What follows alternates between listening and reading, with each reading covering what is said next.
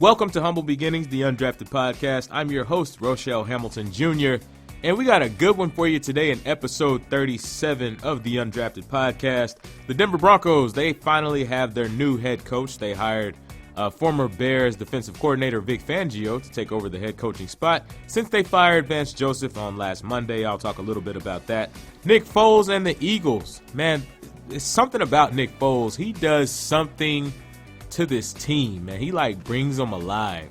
He brings them alive, and they have a shrine devoted to him in the locker room, and it just seems like they play better when Nick Foles is under center. I don't know what it is about that young man, but he does something to that squad. I'll have part 3 of surprisingly carb-rich foods, because if you're trying to hit your goals, you want to eat like an athlete. I talk about athletes all the time on this podcast, so eat like an athlete, and that's the easiest and the quickest way to hit your goals, because it's 80% of what goes into your body and the 20% of what you do in the gym if you're trying to hit those goals.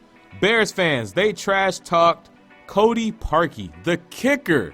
Trash-talked him and threatened him on social media. I'll talk a little bit about that, and then at the end of it, I'll talk about the Drake curse. And trust me, if you have a favorite squad that you ride with and you want them to win something, you better hope Drake does not throw his support behind that squad. Ha! Well, without any further ado, let's get down to the low with Ro.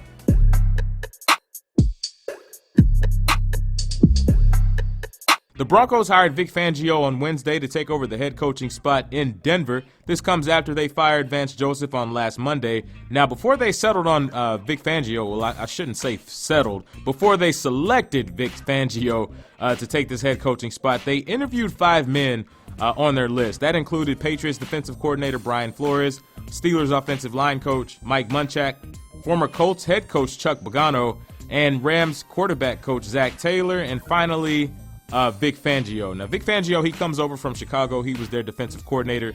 He's been the defensive coordinator over there since the 2015 season. And it should also be noted that with this hire, the Broncos, they actually blocked other teams from talking to Gary Kubiak about filling the role of offensive coordinator. Now, John Elway, he alluded to this fact in an interview last week that Kubiak would be with the Broncos in some capacity that for a time had yet to be determined. Now, there was a report that came out that says Gary Kubiak's going to take over the offensive coordinator position. That came out on Wednesday, the same day that Vic Fangio was hired. But it's still kind of up in the air because it's been reported that Gary Kubiak could do something from, anything basically on offense, from offensive coordinator to being an assistant coach of the offense or something in that capacity. So it's going to be interesting to see how that works out. Now, it's possible that this new head coach, Vic Fangio, is going to have Gary Kubiak forced on him as offensive coordinator. And as much as I loved Kube's concepts in the 90s and the early 2000s, I'm not really sure it's fair to the incoming head coach if Denver goes that route. Now, I understand Denver, they want to keep Gary Kubiak, and I'm an advocate of that. I talked about that a few weeks ago on this podcast, how much Gary Kubiak has helped out the Denver Broncos. But to really be quite honest with you, I really can't say that I was just super excited about this hire. I wasn't even really super excited about the process, only because the Broncos, they talked to 5 guys in the entire process, and that's not a really big pool to choose from. And I don't know, just given the history with the Broncos selecting, head coaches, over the last, 8-10 years, I just really wasn't all that excited. But I'm going to give it a fair shot. I can't really say that I'm out on it. I can't really say that I'm 100% in. I'm just going to see how things play out because, one, I really don't know a whole lot about Vic Fangio. I really don't. I mean, I know he's been in the league, 30-plus years.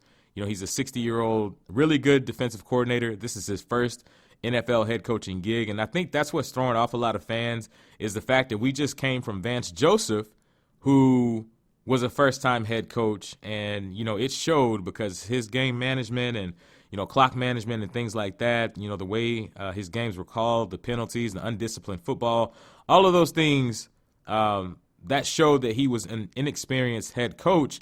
And I think what's giving a lot of fans pause is, now we go from a guy who was a first-time head coach. We saw how that nosedived.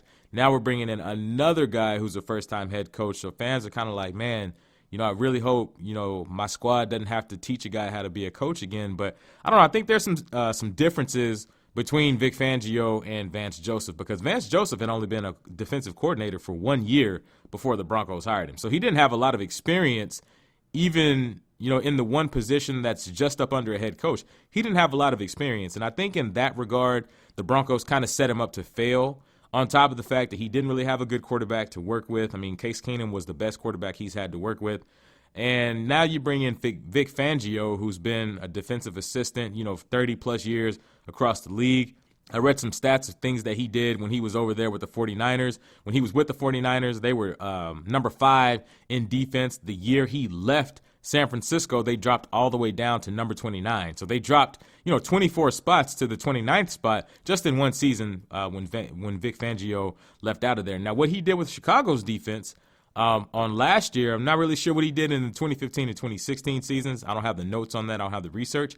But I do know in 2017 and 2018, he took that Chicago Bears defense in 2017, turned them into a top 5 unit, then turned right around last season, or this past 2018 season, and turned them into the number 1 defense in the league. So, and, Denver has really been wanting to get back in that respectable spot on defense, because the Broncos defensively are not where they used to be. 2015, 2016, that was the top-notch defense in the league. In 2015, that was arguably, you could make a case that the 2015 Denver Broncos defense was the best defense ever, because the way they passed the ball and things like that, with the way the rules favor the offense now in the NFL, the way the Broncos defense were able to shut down opposing offenses that season was historic. So, with that, we had gotten so accustomed to seeing Denver with these top 5, top 10 defenses, and then you come in these last few years under Joe Woods, and it's just been, Jesus Christ, what happened to the Broncos defense? So there's a lot of moving parts, a lot of changes going on. On top of all this, there are changes on Denver's roster that needs to happen. Now, I've heard some people mention, trading guys like Von Miller and Chris Harris Jr., but to be quite honest with you, I've heard them say, trade these guys for their draft picks. But to be quite honest with you, that's dumb to me. I really don't understand that thinking. Well, I understand the thinking. I just don't agree with it. Because teams don't get better by trading their best players. They just don't. If you need an example of that, just look at Oakland. And yes, I get it, the long-term vision, all that. But the problem with that is, 1, you don't know how any guy that you draft is going to do in the league. 2, if your squad hasn't proven to hit very often in the draft, as has been one of Denver's main bugaboos in the Elway GM era, then those picks you stockpiled by trading your best guys, they don't do you any good. And as for the Broncos secondary, when it comes down to, since we're talking about Chris Harris Jr., as for the Broncos secondary, they took a major nosedive when he went down the last few weeks of the season with that leg injury. And trading him is supposed to help the team. How? Some draft picks? Like I said earlier, you don't know if picks will work out, and Denver hasn't been the best at picking guys in the draft prior to this 2018 class. So, from the Broncos' perspective, what sense does that make? This franchise needs fresh, new, innovative ideas across the board, but I'm gonna stay kind of reserved and see where John Elway was thinking with this coaching hire. Now, it seems like maybe he kind of went the comfortable route because the way the league is set up today, everybody wants these young, college-type coaches with all these crazy offensive concepts, and they can rack up all these points and everything else. But the one thing that really kind of keeps me optimistic about this hire is the fact that just because you go out and get a young coach, some young babyface coach, doesn't really mean that he's going to do good. The Broncos tried that in 2009 with Josh McDaniels, and that was a disaster. That was terrible. So, and all Josh McDaniels did was lead the Broncos to 2 of the worst seasons in franchise history. So going younger doesn't always mean better. Since Vic Fangio is the next coach of the Broncos, he needs to be able to find talent, develop talent, coach guys up, and then put them in the best positions to win. Now, his track record up until this point says that he knows exactly how to do that, from implementing plays and schemes that highlight players' strengths and minimize their weaknesses to being able to make the right calls in game situations. Game management was the one thing that Vance Joseph did not excel at. Now, there was, and I don't want to be hard on Vance Joseph because I really think he's a good guy. And honestly, I think with more experience, Vance Joseph might actually be a really good head coach because he does have a lot of really good ideas. But his game management was one thing that really hung him up. There were some calls that he made during games, and there were calls that he didn't make during games that really just made you kind of be like, dude, what is this dude doing? But it just goes to show you that coaching is everything. It doesn't matter if you're talking about the pros, college, high school, middle school, Pop Warner, any of that, any level, any sport. Coaching is everything. Coaching is the one thing that will make a difference between a 5-11 team and an 11-5 team. Now, in that regard, I really think Vic Fangio is going to be a safe bet. Now, they were talking to guys like Chuck Pagano. Chuck Pagano, he did good up in Indy up until the last few years when they put Andrew Luck behind that trash offensive line, and that got him hurt. Now, if Denver was to hire him to be their defensive coordinator, I would have no issue with that. Now, they're talking about Ed Donatel coming over from the Chicago Bears staff to be Vic Fangio's defensive coordinator. I have no issue with that either. Ed Donatel was the Broncos' secondary coach back in the 90s when they won all those Super Bowls. So I really don't have any issues with that. One thing that would have been kind of cool, and I don't know if it'll happen, it would have been really cool to see them bring over Zach Taylor from the Rams. He's the Rams quarterback coach. Now, this dude, he's only 35, and he's coaching Jared Goff to the best year of his career. And this is the same Jared Goff where people thought he was a bust under Jeff Fisher. Now, with that being said, I would be okay if Gary Kubiak was to take over as offensive coordinator this year, if his health can handle it, and if he's made some innovation to it. Because here's the thing with Gary Kubiak. Gary Kubiak is a great offensive mind. And when, the NFL is hung up on guys like Sean McVay and Kyle Shanahan and things like that. Well, the thing is, that's the new direction that the league wants to go. And the funny thing about that is Sean McVay and Kyle Shanahan, they all come from that Mike Shanahan coaching tree, which Gary Kubiak comes from. Mike Shanahan and Gary Kubiak, this offense that they run, it was before its time. And this is exactly why they called Mike Shanahan the mastermind, because this same offense that the Rams run and this same offense that you see Kyle Shanahan racking up all these numbers and touchdowns and things like that, they're the same variations of the Mike Shanahan, Gary Kubiak, that zone blocking scheme offense. So with that, Gary Kubiak, he's a great offensive mind. The only thing about Gary Kubiak, he tends to get stuck in his ways, and he tends to try to force things on players like he did with Peyton Manning in 2015. Because what happened with the Broncos offensively in 2015, you had Peyton Manning. He had his certain way, his finesse offense that he liked to run. Then came in, Gary Kubiak, with his play action offense with the bootlegs and everything else. And Gary Kubiak tried to force it on Peyton, and you could tell it just wasn't working out. Now, the Broncos were fortunate that they were able to push through all that. And now Gary Kubiak, the thing with him, with that 2015 and 2016 season, he was able to coach a broken down Broncos offense with an excellent defense to a Super Bowl championship. The very next season, in 2016, he was able to coach an offense that was quarterbacked by Trevor Siemian and Paxton Lynch. He was able to coach that squad to a 9-7 record, which is funny because that same kind of squad is what Vance Joseph inherited in 2017, and he took them to a 5-11 season. So like I said, coaching is everything. Now, with Kubiak, he's a great teacher and a great scout, so he would be huge there. So if you pair him with like Zach Taylor, he brings in, if the Broncos bring in Zach Taylor, he could really learn some X's and O's and learn how to be a leader of men from Gary Kubiak, who's been there, done that, been a two-time head coach, been an offensive coordinator across the league. So Gary Kubiak's been in football longer than Zach Taylor's been alive. So he could really teach Zach Taylor some stuff. So if the Broncos were to go that direction, I would absolutely love that. Like I said earlier, the new direction of the league is everybody wants the young guys that have all these crazy concepts and offense with these Star Wars numbers and these video game offenses that can put up all these points. But that's all well and good. But it does no good to have all these features in a playbook and you can't coach guys to execute the plays right. For this reason right here, this is why Vic Fangio sounds like a really safe bet to me for the Broncos. He had Chicago's defense playing out of their minds the last few years. He's highly respected around the league, and he could really flourish with a really good offensive coordinator and defensive coordinator. So, his forte is defense, so if you put him with a nice DC, and the Broncos defense gets back to being a respected unit. Now, here's the thing with that. If the Rams choke on Saturday night against the Cowboys, John Elway really needs to swallow his pride and see what it would take, if it's even possible, to get Wade Phillips back in Denver. Because, man, look, Wade Phillips, he coached that Denver defense in 2015 and 2016 like nobody's business. So, man, if that was to happen, Wade Phillips as the defensive coordinator, Vic Fangio as the head coach, whew, Man, yeah, I would be okay with that. Now, like I said, I can't really sit here and say I'm just like super excited about this hire, but only because I really don't know a whole lot about Vic Fangio, and you really kind of wonder what a guy's going to do when he makes that jump from a coordinator to a head coach. But at the end of the day, I am optimistic. So I'm going to cross my fingers. I ain't going to hold my breath. I'm going to cross my fingers and I'm going to talk to Football Jesus, and I'm going to really hope that this thing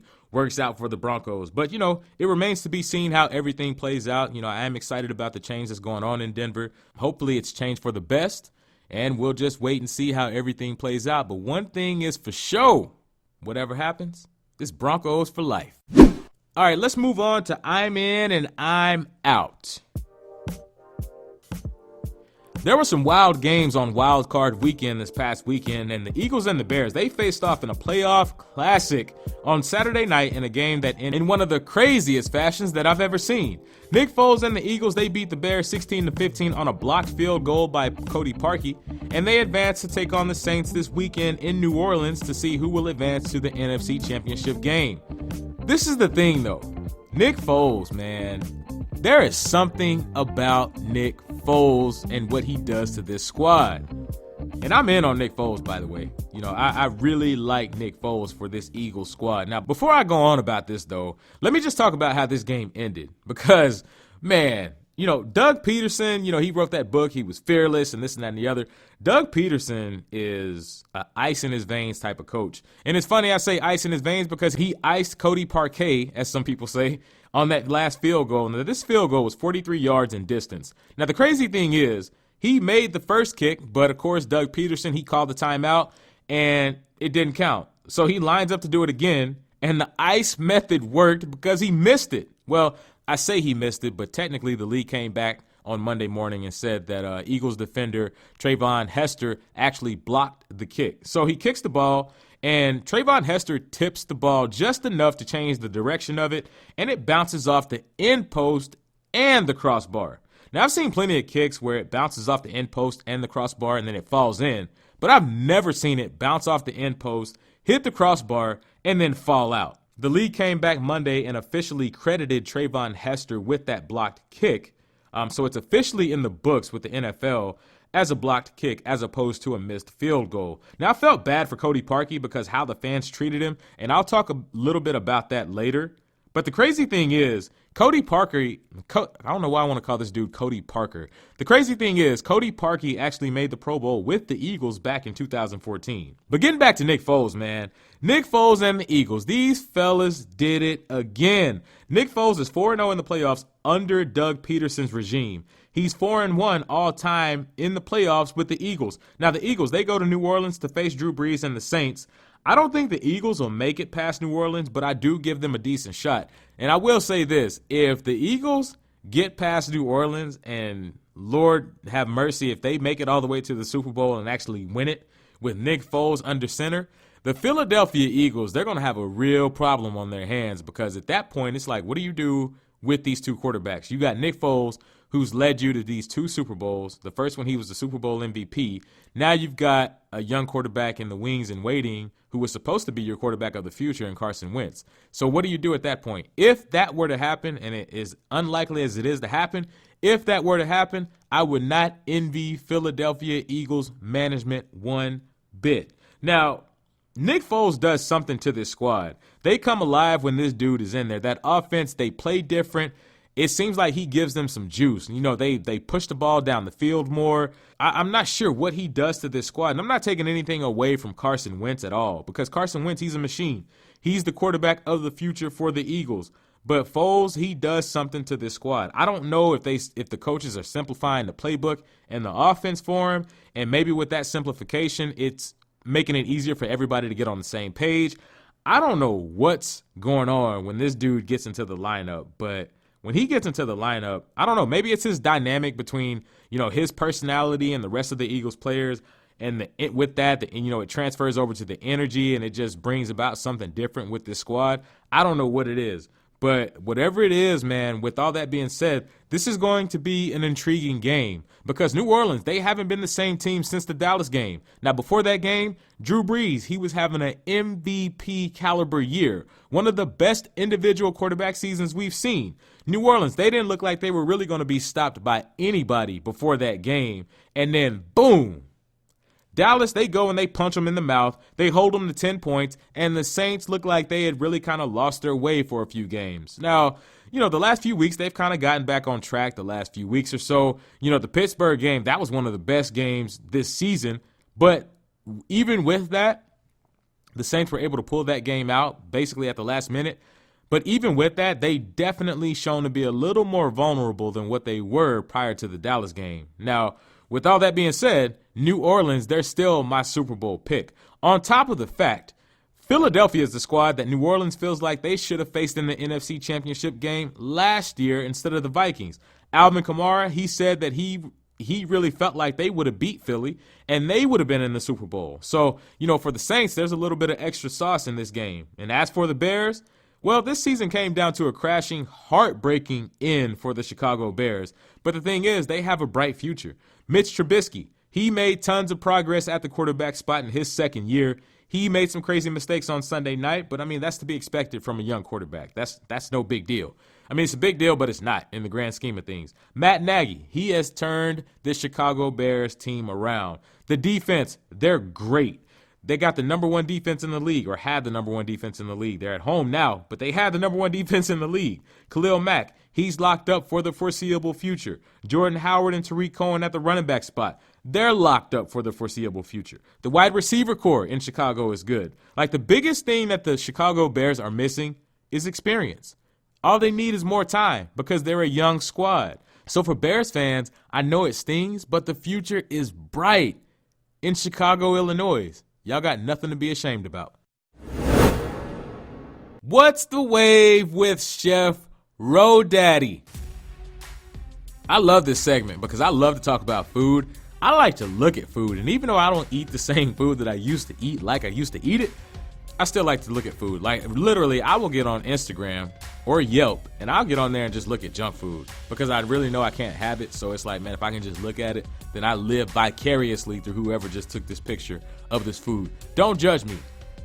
Now, on this podcast, because I know y'all do the same thing too. I got friends that do the same thing, so don't judge me. Anyway, on this podcast, I talk about athletes and I talk about sports and all of that. And part of sports is being active and taking care of your body. And like I was saying earlier, take care of your body, eat like an athlete, and that's the quickest way and the best way to really hit those goals. Well, with this time of year, we're at the first of the year. What better time to discuss taking care of our bodies and what we're putting in our bodies than the first of the year? A lot of people use this time to hop on those resolutions of eating better and exercising more, and that's great. So with all that, I said to myself, Rodaddy. Myself say, huh? I said, this is the perfect time to keep talking about this subject. So I said, cool. The last 2 weeks, I've told y'all about some surprisingly carb-rich foods that can slow you down if you're on a low-carb or low-sugar plan. Now, many of these foods are marketed and packaged as healthier alternatives to junk food, and while they may not quite be junk food, they can still throw off your progress and get you frustrated by working against you. This is the third and final part of this little mini-series, so let's get it. First up, sweet potatoes. Now, before I say this, let me reiterate what I said last week when I talked about this subject. Carbohydrates are not your enemy. Not all carbs. Not all carbs are alike. Now, when I say that, I really kind of sound like a fellow who's trying to talk to a young lady. Baby girl, not all of us are alike, girl. Give me a chance to show you. You know what I'm saying?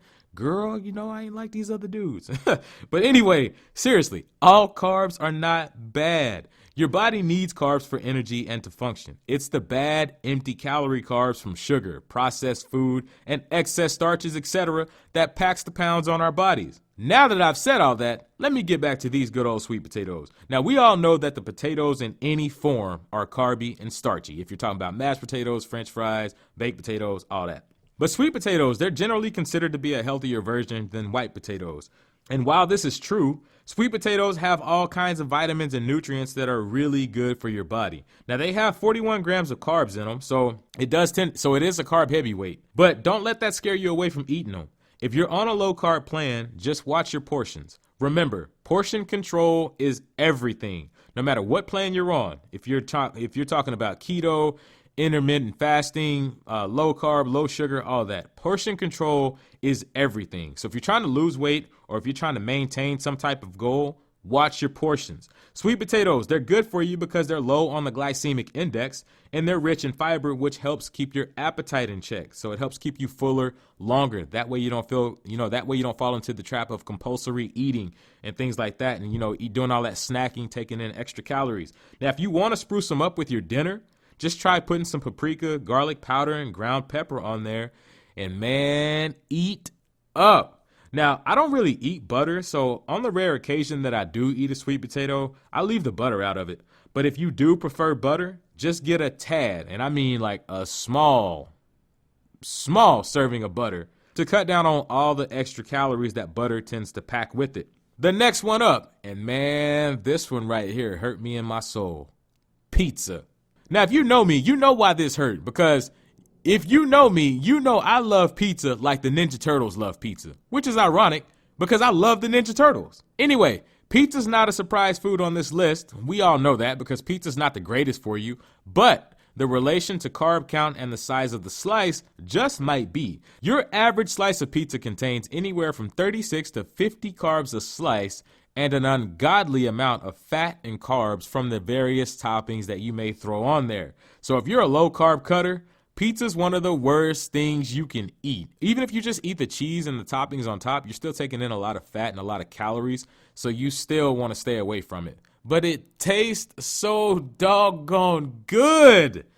If you're going to eat pizza, just have it as a designated cheat meal and then just get right back on plan. That way you can eat without the guilt, and then when you get in the gym, you can just work it off. It's all good.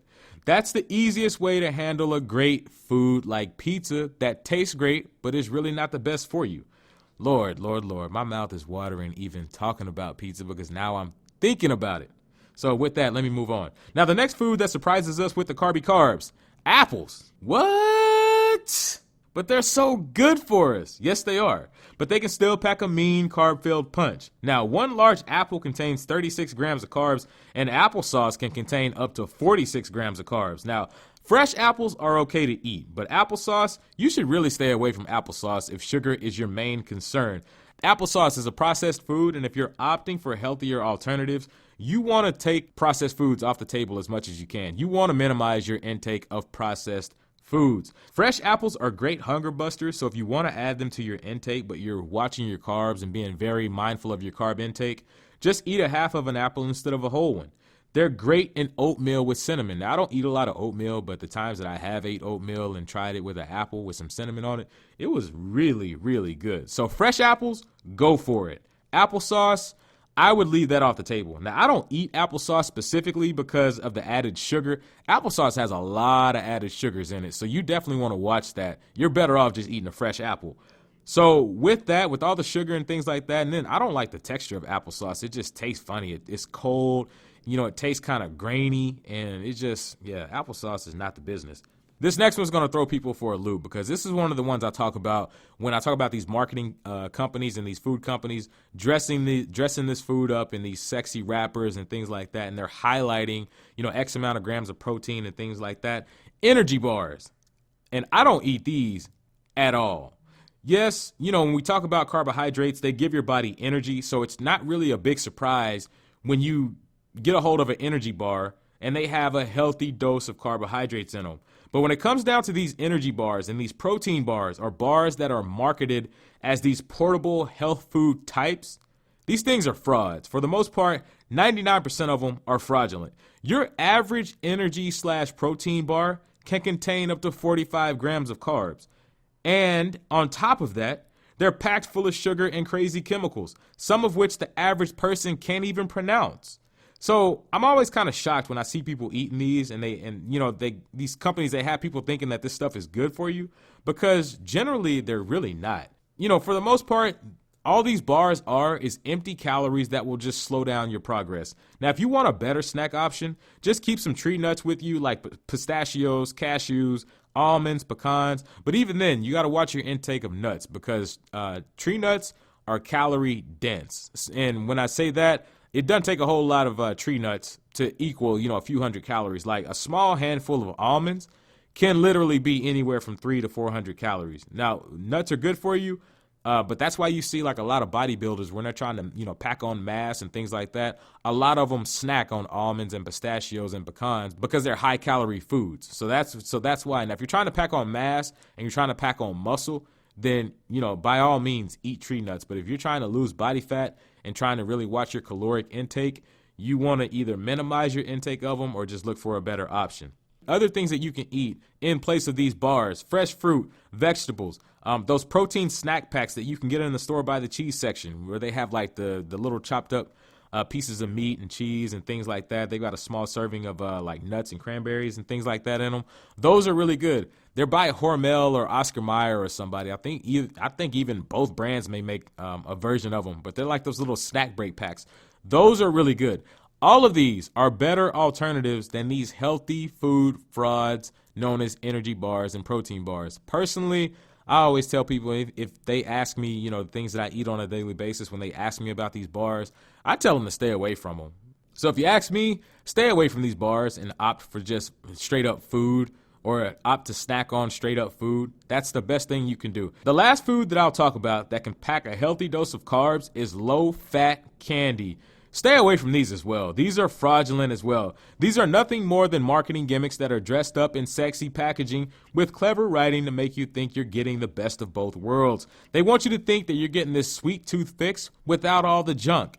And nothing could be further from the truth. Now, these fruity, fat-free candies like Twizzlers, Sour Patch Kids, Gummy Bears, all of those sound good, but the hard truth is they're no better for you than the full-fat chocolate candies. Why is that? Because they have just as many carbs and sugar in them as traditional candies. In some cases, they carry more carbs and sugars than traditional candy. And to be honest with you, a lot of times, like the low-fat versions, they taste like trash. Now, when it comes to this kind of stuff, you either give me the real deal or don't give me any candy at all. And I don't hardly eat candy. I used to eat it, but I don't hardly eat candy at all. Now, to give you an example of these sweet tooth frauds, a pack of M&M's milk chocolate carries 34 grams of carbs in a serving, while a pack of Sour Patch Kids carries 52 grams. And just 4 Twizzlers, which is what the Twizzlers brand considers a serving size, just 4 Twizzlers contains 36 carbs. Now, if you just have to have a sweet treat with lower carbs, just grab some fresh fruit, and that will do just the same thing for your sweet tooth. Now, when it comes to fresh fruit, I've said this before, I love grapes. Like, I love grapes. I have a small bowl of grapes every night. That's my dessert. Where it used to be ice cream or chocolate, cookies, some kind of junk food, nah, that's been replaced by grapes. And if in the rare occasion that I've run out of grapes, and I mean extremely rare, because if I don't have my grapes, man, I get highly upset. So I generally try to make sure I always have grapes on hand. But in the rare occasion that I don't have my grapes, I like to eat pineapple as well. Like I say, fruit is nature's Skittles. We don't have to have all this sugar in this candy and things like that. Just get you some fruit and that's got the natural sugar, and your body breaks it down easier and it tastes just as good and it kills the sweet tooth. So that's my advice. When it comes down to sweet stuff, stay away from these fat-free candies. Stay away from this low-fat or sugar-free candies, because all they do is just put, sugar alternatives in there, and it does the same thing that sugar does. At the end of the day, your body's going to break it down as sugar. So stay away from all that. And I know at times we're tempted to want to have the best of both worlds, but this is kind of one of those things where you got to make a commitment and you have to say, okay, well, I'm either 100% over here or I may as well just stay over here. But, with this deal, you have to commit yourself. So if you're trying to make a change in your body, you just got to make up in your mind, and you just got to commit to the process. And part of the process is letting go of some of these crazy, crazy foods that we put into our bodies. And I can only tell you that from my experience. Like, there's been, times where I did the same thing. I'm telling you, because I've made the same mistakes where, I would see this stuff and it's like, oh man, I'm about to start eating better and I'm about to do this. And then I see this, this sugar-free turtles, or those little chocolate turtles. It's like a version of them by Russell Stover or somebody, and it's like sugar-free. And I used to try them. there's a sugar-free version of a lot of candy out there, and I've tried a few of them, and a few of them tasted okay, but at the end of the day, when you really think about what you're putting in your body and how it's slowing down your progress, it's just not worth it. So if you want something sweet, just stick to fresh fruit. And when it comes down to fruit, I know some people have asked about canned fruit and things like that. Canned fruit, I would stay away from canned fruit. Canned fruit has a lot of added sugars and things like that. Canned fruit is nothing more than fruit that is sitting in syrup and sugar. That's all it is. So stay away from canned fruit. It's going to defeat your purpose. It's going to slow down your progress as well. Canned fruit is basically defeating the purpose. So when it comes down to fruit and your sweet tooth, if you want something sweet, stick to the fresh fruit. When you first walk in the grocery store, bam. Now, the way some grocery stores have it set up is messed up because they put the cakes and the pies and the cookies and everything else, in front of the fruit. So anytime I walk in, like I go to Tom Thumb to get all my fruit, and man, that they torture me when I walk in, because even though I don't eat like I used to, I still have the same temptation to eat cakes and pies and everything else. It's just that my willpower is 10 times better than what it used to be. So it's like, I have to talk to Jesus while I'm walking through this valley of the shadow of sugary treats to get to the fruits. So just keep in mind when it comes down to sweet stuff, keep you some fresh fruit. When it comes down to snacks, keep you some vegetables, little protein packs, fruits, things like that. And that's how you can beat this. And you'd be surprised at how well your body starts to receive. You'd be surprised at how much better you feel when you start eating less junk. Like I said, man, since I changed my lifestyle 2 or 3 years ago, I feel so much better. You feel so much better when you cut out the junk food. And that's where that saying truly comes from. We are what we eat. And when you eat a lot of junk food, you look like junk food and you feel like junk food. And I'm not saying that to be funny. Like, I'm saying that from experience. When I was eating bad constantly, I looked bad, I felt bad, and it even affected like the way I would think. Like it affected my memory, it affected the way I thought about myself, it affected my outlook on the world. Like, it is amazing what happens to your body when you constantly feed it junk. And then when you turn it around and you start feeding it better and you start treating it better, man, I'll have to get into that on another podcast. I don't have time to do it today. So with all that being said, that's it for this 3-part mini-series. Now, if you want to hear the first 2 parts, feel free to download episodes 35 and 36 of the Undrafted podcast. You can find them on Spotify, SoundCloud, iTunes, and Google Play Music. Also, make sure to drink plenty of water. Keep your system flushed. Water is your best friend. No matter what kind of weight program, no matter what kind of meal plan program you're on, water is your best friend. Now, me personally, I drink 1 gallon to 1.5 gallons of water a day, and it makes all the difference in the world. Now, of course, you got to stay active. Get 45 to 60 minutes of exercise in 3 to 5 days a week. These right here are the keys to seeing significant changes in your body. Watch your food intake. Cut down on the junk food and the processed food. Eat more lean protein, chicken, turkey, fish. Eat a lot of green veggies. 2 to 3 servings of fresh food a day. Drink a lot of water and get that gym work in. If you do all that, you stay consistent and you stay disciplined, your body will change over time and you will feel so much better. Your body and your mind will eventually thank you. Let's move on to This Is Some Bulljive. Now, it's always frustrating when your squad loses a big game. As fans, we put so much emotion and passion into rooting for these teams. Not to mention the time and money invested in watching games, buying food for parties or concessions at the game, tickets to the game, parking spaces at the game, etc. So when your favorite team drops a big game, it sucks. As Bears fans found out on Sunday night. Now, not only did the Bears team take a L, but their fan base did as well. Now, after Cody Parkey kicked the field goal and it double doinked off the goalpost, several Bears fans popped up on social media cussing him out, calling him all kinds of terrible names. Some even threatened his life and his family's. Now, that's off limits right there. Now, you can talk trash on me. You can, make fun of me, whatever, but you don't bring that to my family because that's crossing the line. And when you do that, you start getting personal, you start bringing the family into it, then you open the door for some bad things to happen because, don't play with the fam. Now, I saw one tweet that wished he would get Lou Gehrig's disease and wished his kids were born without arms or legs. Come on, people. We have got to do better as a society. It is just a game. Yes, it sucks to lose. Yes, it stings to lose the way the Bears lost, but that man is still a human being who deserves some respect. Now, they act like he missed this field goal on purpose, and then on top of that, he didn't even miss the field goal. It was blocked. So Cody Parkey isn't to blame for the miss. It was blocked. Regardless of that, though, doesn't matter if it was missed or blocked. Have some respect for people. These athletes, they put their hearts, their mind, their body, and their soul into playing these games. And you don't think with all that, you don't think they want to win too?